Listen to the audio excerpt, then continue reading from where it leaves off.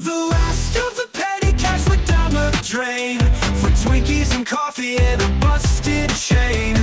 No more donuts, no more caffeine rain, just saving the city and feeling the strain. Chris, tell us who you are. So, my name's Chris Carter. A lot of you know me within the community. I've been around for quite a while now.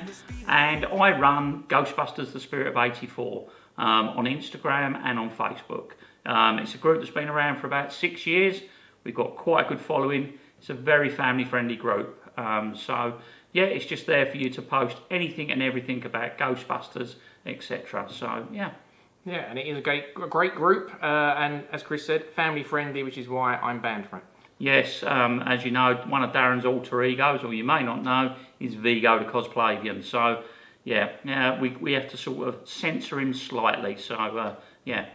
But Darren, if you'd like to tell us a little bit more about your groups as well, that'd be great. Yep, so I'm known as the Magic Ghostbuster. Outside of Ghostbusters, I am a professional magician, so I thought I'd mix the two. So I do a lot of Ghostbusters themed magic, and you can find my Magic Ghostbuster stuff on YouTube, Instagram, Facebook. I do technically have a Twitter page, but I don't use it. I haven't used it in years.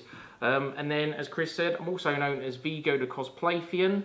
And that is on Facebook and Instagram. I do post the occasional video on my Magic Ghostbuster page for that. But just to warn you, for anyone, that isn't a family-friendly thing. It's very much inspired by a page called Grumpy Skeletor. If you've seen that, you'll know the sort of humour that it involves. So you're the rude word and trolling the Ghostbusters, that sort of thing, really. Because Vigo, I think, is a very sore loser. Yeah, and it's all very, very tongue-in-cheek. So nobody should take offence by it.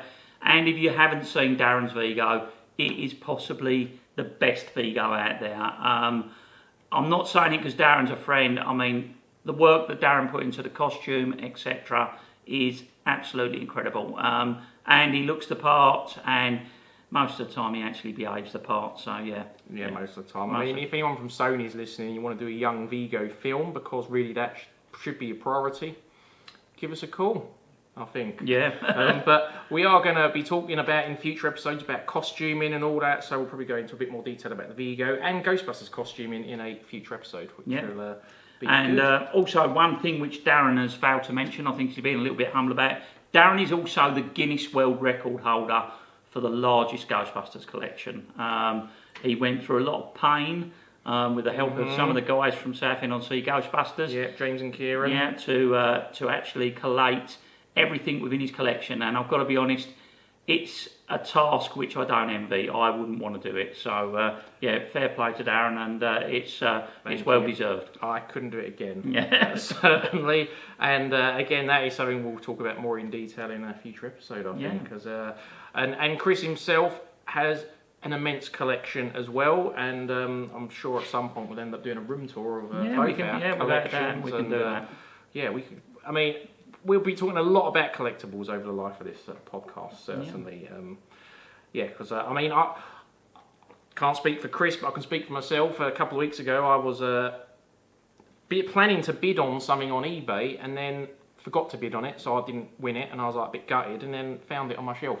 And I've done that more than once, and then when you've collected that much, it happens. And Chris, I'm sure that's happened to you. Yeah, I mean, I've got packages and parcels in the room which have more likely sat there 5 or 6 years, and that sounds terrible, but I just haven't got round to opening them up. So it's like every day is Christmas Day when you go in that room. So yeah, I think it's one of the pains and one of the crosses we bear as collectors of Ghostbusters. Yeah, it certainly is. And I mean, sometimes I do put stuff up for sale, and that's normally why I put it up for sale, because I've bought it and not realised I've already got it. I'm like, oh god. Yeah. My wife says to me, it's not whether you've got it, Chris, it's how many of them have you got. It's got to that stage. But how many firehouses do you have now? Is it like 7 or something? Like no, I think it's about 9 firehouses. Nine but you can never have too many firehouses. So no, that's true. You can sort of stack them on top of each other, some sort of super firehouse. And you've probably got about 3 ectos for each firehouse. Yeah, pretty much. Yeah.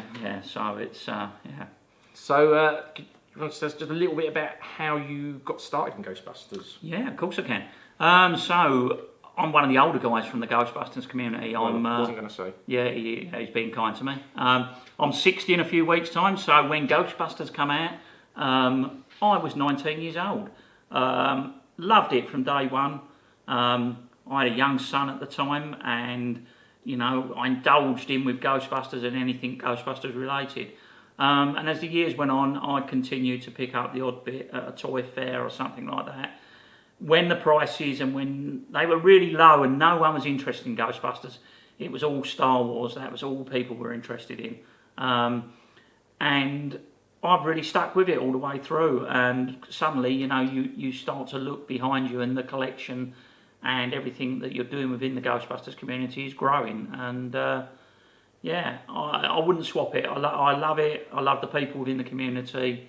And it's created some great opportunities for myself and some of my friends, you know. So it's, yeah, it's a wonderful community with some really, really nice guys in it. So yeah, love Ghostbusters. Always have and always will. Yeah, totally agree. So I'm a little bit younger than Chris, you know, younger and better looking, that sort of thing. And that's open to debate. That one. Yeah, okay. open to debate. I've always said that I bring the sex appeal to the group, but no one agrees with me on that, which don't know why. Yeah, there will be an appeal for the group, but I don't know whether it's sex. There will be. Yeah. So I was born in '83. So I was one when the film came out. So obviously I didn't really see the film in the cinema or anything. I saw the film on a VHS videotape that we had recorded off ITV probably back in the day. And then when the real Ghostbusters come out, you know, I was at the perfect age for that. You know, just like getting all the toys and all that. I mean, I have this vague recollection of the Stay Puft Marshmallow Man being my main want and being incredibly hard to get. And I mean, obviously, I probably would have been about 5 at this time, so maybe my memory's not perfect, but I do have this vague recollection of standing in Woolworths and just seeing it on the end and my dad buying it for me, which was great. And yeah, and obviously as most kids do, they move on to other things, and for a little while I moved on to WWF action figures, turtle figures, but they never lasted long. It was always, I'd play with the turtles for a couple of months, it'd be like, no, I want the Ghostbusters back. Mm-hmm. And that's kind of how it has been. I mean, my dad sold most of my stuff at a boot sale, like when I was a teenager, so not much of my collection is my original stuff. I had to rebuy it, and I started rebuying that in you know, my late teens, early 20s, and I've just never really stopped. And I think, like you say, no regrets. You know, I think it's certainly an addiction, but it's a good addiction. Yes, yeah, you know, you could be doing worse things, definitely. Yeah, absolutely. But yeah, it is. It's strange, as Darren says, like the Stay Puft Marshmallow Man, you know, of everything within Ghostbusters was so iconic. And I can remember my son being extremely young, and we used to do our food shopping on a Friday night, and we have a local Tesco's superstore, which obviously in America your equivalent would be Walmart or Target. And I remember my son, like little Chris, was, oh my God, and he was after the Stay Puft Marshmallow Man, you know, and we couldn't go past his toy aisle until we'd actually purchased him a Stay Puft Marshmallow Man. So it's, yeah, it's funny how it always comes back to that. It's yeah, I can totally relate to how he would have been feeling. There's just something about that Marshmallow Man. In fact, that Stay Puft Marshmallow Man, I've actually still got my original of the one I had as a kid. So, and you know, it's yellowed, and I think it's got marks on it from when I was playing with it. And I mean, I don't know what that is worth. If I stuck that on eBay now, I don't know what it'd go for. But because it was mine, and my nan always liked it as well, she said it always looked like it was reaching out for a hug. Yeah. And to me, that's one of the most priceless things in my collection. Even though it's not monetary, the most valuable, if I had to give it all away and keep one thing, it'd probably be that, just because of what all those memories attached to that specific figure. Yeah, I mean, I was fortunate because obviously being a bit of an old, you know, a bit older and a father at the time, and that I kept my son's Ghostbusters collection, so I made sure we kept the boxes, etc. And you know, I still have within the collection all of his original figures, his original Ecto-1, the original Firehouse, still in the box, believe it or not. Although it has been played with and that, and yeah, Stay Puft, etc. There, well, we've still got all of those, so it is a really, really nice memory. And as you say, it's yeah, wouldn't part with them for anything, you know. Yeah, so it's absolutely, it's those things that really, it's about the memories that are attached to it, I think. Without that, yeah, 100%. My dad is pretty much the opposite to you. He's not very sentimental about things, which is why this got moved on at boot sales. And the same happened to my older brother's Star Wars collection. Like, I like to taunt him about it occasionally, about how much it sold for, like £25. His entire Star Wars collection. Yeah, well, I don't think we'll go down the Star Wars route because I've made some terrible decisions and that myself with Star Wars, and I've got rid of some collections which now would have more likely helped with my retirement. So yeah, it's one of those. But as I say, the stuff which never ever goes is Ghostbusters. As long as there's no Ghost logo on it, it's staying put, you know. So yeah, absolutely. The last of the petty cash went down the drain for Twinkies and coffee and a busted chain. No more donuts, no more caffeine and rain, just saving the city and feeling the strain. Ray's got a plan, but it's held with tape. Egon's experiments always misbehave. Venkman's flirting, but it's all escape, while the bank account looks like a dried up lake. The last of the petty cash went down the drain for Twinkies and coffee and a busted chain. No more donuts, no more caffeine and rain, just saving the city and feeling the strain. Ray's got a plan, but it's held with tape. Egon's experiments always misbehave. Venkman's flirting, but it's all escape, while the bank account looks like a dried up lake.